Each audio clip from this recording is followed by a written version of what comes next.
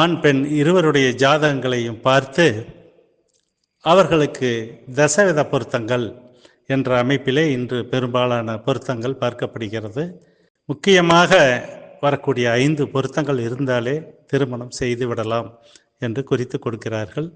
இப்படி வரன்களை அமைத்து கொடுத்த போதிலும் அந்த குடும்ப வாழ்க்கை நிம்மதி இல்லாமலும் ஒருவருக்கொருவர் பழகும் விதத்தில் சரியில்லாமலும் திருமண முறிவு வரை சென்று விடுகிறது.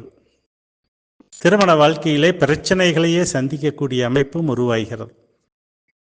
இப்படிப்பட்ட ஜாதகங்களை நாம் பொருத்தம் பார்க்கும் பொழுது சிறப்பாக தேர்ந்தெடுக்க சில வழிமுறைகள் உள்ளன. நாம் திருமண பொருத்தத்திற்காக ஆய்வு செய்யும் பொழுது 2 பேருடைய ஜாதக கட்டங்களை வைத்து அந்த கிரக அமைப்புகளை பார்த்து சேர்த்தும் பொழுது சிறப்பாக இருக்கும். ஜாதக கட்டங்களில் கிரகங்கள் அமைந்திருக்கக்கூடிய அமைப்பு, ஆண் பெண் இருவருடைய கிரகங்கள், திருமண காரகன், திருமணத்திற்குண்டான கிரகங்கள், தற்பொழுது நடைபெற்றக்கூடிய கிரக கோச்சார பலன்கள், இவை சாதகமாக உள்ளதா என்பதை பார்க்க வேண்டும்.